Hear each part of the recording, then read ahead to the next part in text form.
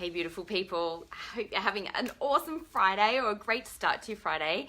And I so wanted to jump in. Obviously winter can be a time where we can feel a bit tired, where we can feel a bit sluggish, where we may just feel less motivated or less inspired to take action on things or get things done. It is definitely a time more so for hibernation, for rest and recuperation, according to the Millennium Grid. But if you're suffering in a way that you don't want to be suffering, or perhaps you're reaching for caffeinated drinks, or like some of those fizzy drinks in a can and things like that, or craving lots of sugar, craving lots of carbohydrates. Hey Erica, hey Christy, hey Cecile. This is going to be really, really powerful for you. So I'm going to give you 5 fast, easy ways of implementing and increasing your energy daily. This is one of these things I've done, but in a slightly different way in the past as well. Hey Christy, great to have you on, honey. And if anybody's got any comments as well, just jump in, let me know, or questions to ask. But one of the first things, quite often people have a to-do list and they quite often feel really overwhelmed by what's on their to-do list. Now, if you don't have a to-do list and you are constantly cycling thoughts in your head about what you need to get done, get a to-do list first. Get that stuff out of your head. It is going to clog up your mental capacity to be able to focus on the task at hand, which of course is energetically draining, and we're never actually really truly present and focused on the actual moment as well. Hey Marcy, great to have you on. Hey Pete, hey Ben. So this is the first thing. If you've got lots of stuff going on in your head, get that to-do list down. Now, one of the other things that I do, like I teach like a lot of my clients how to use the 4 quadrants. You can look that up, 4 quadrants by Stephen Covey. Stephen has now passed, but there's lots and lots of videos on this on how to kind of decipher that. Delete, delegate, or do. So like if there's stuff on there that you can delegate, do that. If you just need to get in and do it, then create a time, schedule it in your diary, create some time around it. Hey Kayla, hey Rach, lovely to have you guys on. So get things down in your diary. If it's not scheduled, it's not going to get done. If you've got things that you have been bugging you for months and months and months because you're not taking care of them, those things can really drain our energy as well. And if we've got way too much on our plate, we really need to pull things back, use the 4 quadrants. What is number 1? What's urgent and important and must get done today? And what is more important? The more that you focus on the quadrant 2 things is most important. But the real tip that I wanted to give you hey Mari, it's great to have you on. Oh Marie, sorry, Marie Louise, sorry, I read that too fast. Hey Charles, hey Bronnie, great to have you guys on. So if you're number 1 thing, get your to-do list out of your head. Figure out if that's delete, delegate, or do. And then what you actually do with what's kind of left on the list is attribute an intention or a deeper meaning. So often when we lose energy or we look at our list and become really overwhelmed, you're not actually emotionally connected to why you actually want to do those particular things. And then, even things that light me up can sometimes then feel like a task. So like doing piano or doing yoga or like writing a blog, like all of those things would normally light me up. But when I'm a little bit exhausted or tired and it's just something else I've got to get off the to-do list, like I've got to get it done, then I'm left feeling flat, unmotivated, and uninspired. When you just make a small note, so like when I go to the gym, it's about feeling strong and embracing my own inner power. When I'm eating healthy, then it's about like increasing my vitality, so I feel excited and inspired about that. So I'll just write 1 or 2 words beside my tasks on my list, and it changes your whole energy. When you look at doing that thing, you're now connected emotionally, and when we're connected emotionally to a deeper reason or a deeper meaning for doing something, as opposed to, well, I've just got to do this because I've got to do it, like that's a have to, a must, a should, and it creates so much resistant energy to feeling like you have to, need to, should do those particular things. And it's an awful energy because it feels like somebody's got their hands in our back and is trying to push us forward. And what do we do naturally if somebody's shoving us from the back? you resist, you create resistance. So it's one fast way of getting into greater flow and attaching and feeling greater meaning and purpose in your life every single day. Another couple of really quick ones is breathing. I know it's like we all know we should be breathing more or doing deep breathing and stuff, but are you actually doing it every single day? And this is just as much a reminder for me as it is for everyone else as well. So it's really about taking in those deeper diaphragmatic breaths. This actually helps to flood your body with just enriched oxygen. Now, if you're not taking those deep breaths, if you're only doing shallow breaths, you're not actually getting the oxygen exchange that takes place, and your lungs in the bottom 2/3 are filled with more stale air rather than the proper rich oxygen that we get from doing the deep diaphragmatic breathing. In fact, oxygen exchange only takes place in the lower 2/3 of the lungs. So if you're not expanding into the full capacity of your lungs, you're actually really not oxygenating your body properly. If you're yawning or you're just feeling lethargic or tired, quite often it's because we actually just need to get up and breathe. Hey Jem, great to have you on. So it's a really, really important factor. So just doing some deep diaphragmatic breathing every, even if you just jumped up like once an hour or once every 50 minutes, 50 minutes is actually the ideal block to be working in a focused way. They've done scientific studies on this where, you're not switch tasking all the time and losing productivity because you're focused on different things. But we tend to lose the ability to be able to focus really specifically on one particular task after about 50 minutes. So jump up. Hey Jerry, hey Lisa, jump up, do some deep diaphragmatic breaths, and that's like belly breathing. So if you don't know what that is, I'm not going to spend time explaining it now. Jump onto Google and just research diaphragmatic breathing or YouTube. There's loads and loads of instructional videos on there. The next one is water. And again, it's something we all know that we should be doing, but are you actually drinking a good 2 to 3 liters of water per day? If you're not, you are actually dampening the body's ability to pass on electrical impulses. Now, you are an electrical being. Your heart is measured through an EEG, so an electrical encephalograph, or maybe that's the brainwave.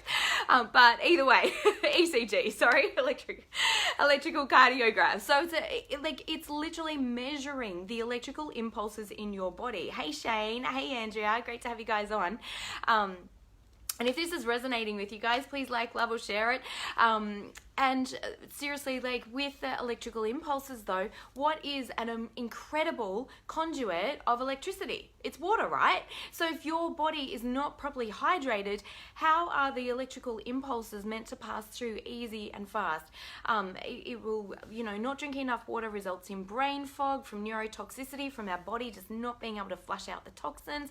It tends to slow our bowels down. If that's happening, the liver can't excrete its waste, its metabolic waste. Everything you put into your body, everything on your skin, everything in your mouth, all gets processed by the liver. So if the liver's jammed up because it can't excrete its metabolic waste into the large intestine because we're constipated, because we haven't drank enough and moved enough through our system, guess where it sends it? Straight back into the bloodstream, and you'll feel almost hungover. If you've ever eaten a lot of bad food and just felt crook, like it's toxicity literally filtering through your body that your body actually has. It's like trying to jam more garbage down a garbage disposal unit. It's just like it's overflowing.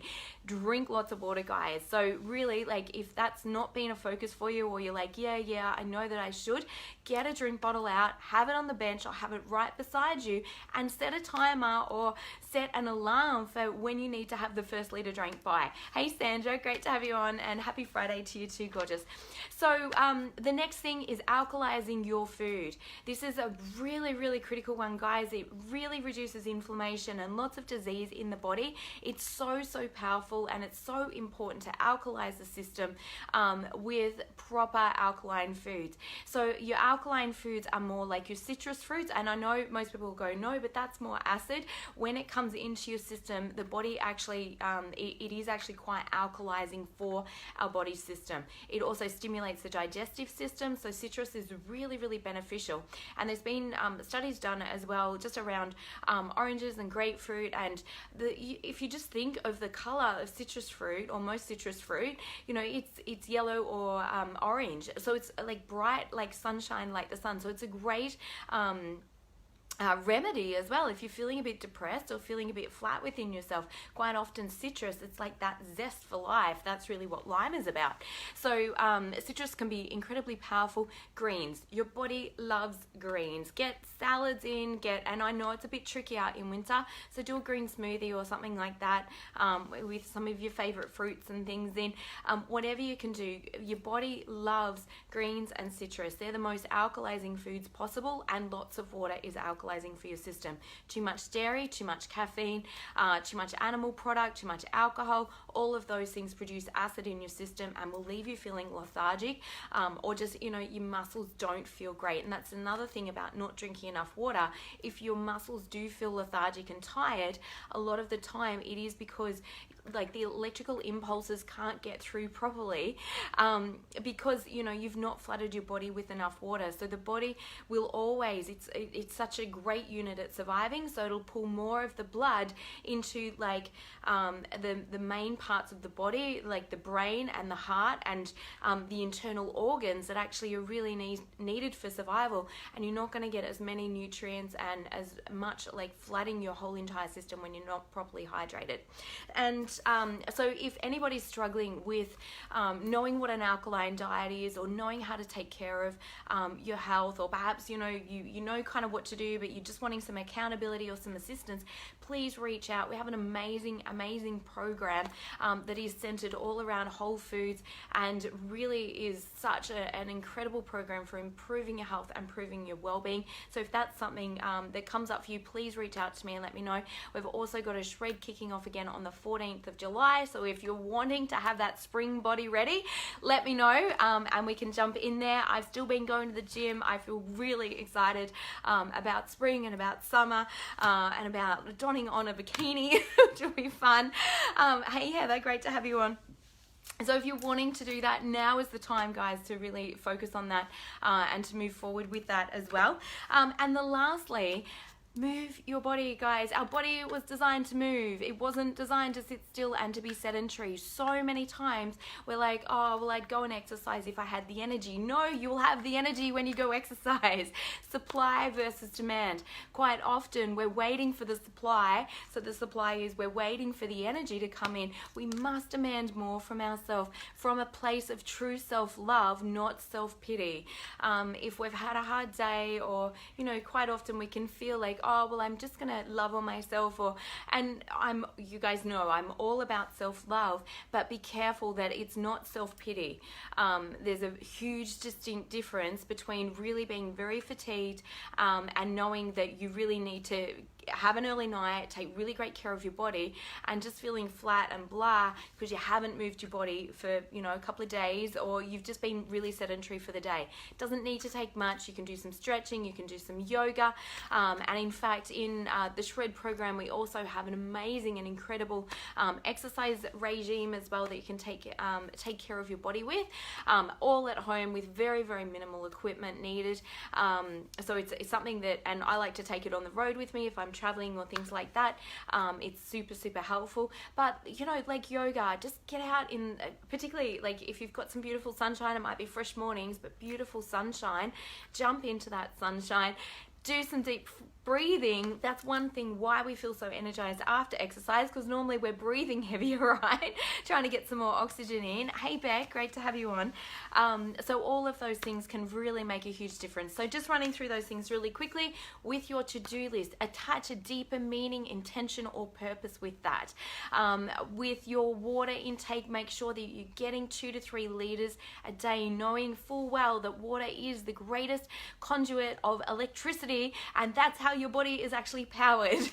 Deep breathing, the bottom 2/3 of the lungs is where the oxygen exchange takes place in your body. It's very important to be doing that deep diaphragmatic breathing. Hey Mark, great to have you on. Hey Fee, lovely to see you on here, gorgeous. Alkalizing your diet. So if you need some assistance around that, let me know. think whole foods, think one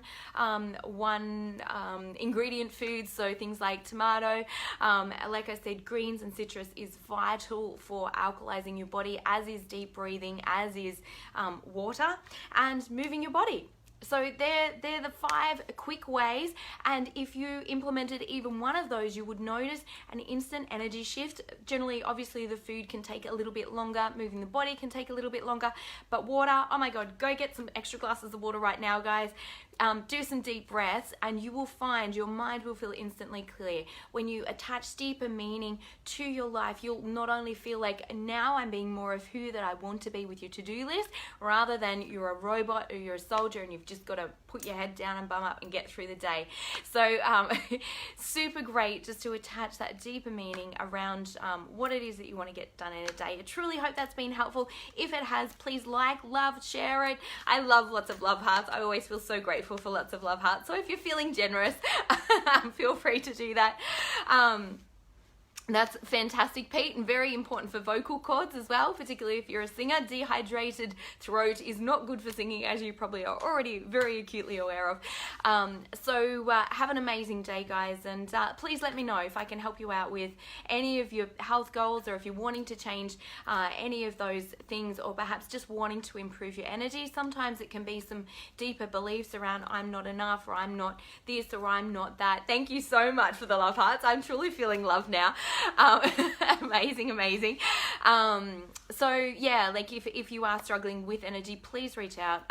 We can have a chat and see if and how I might be able to help you, whether that's with diet or whether that's more in the personal coaching realm. I'm more than happy to have a chat and see where we go from there. So have an amazing day. Thank you so much, Erica. I love having you on here, sweet. And yes, thank you, darling. I will have an exceptional day and an exceptional weekend. So lots of love to you all. Bye.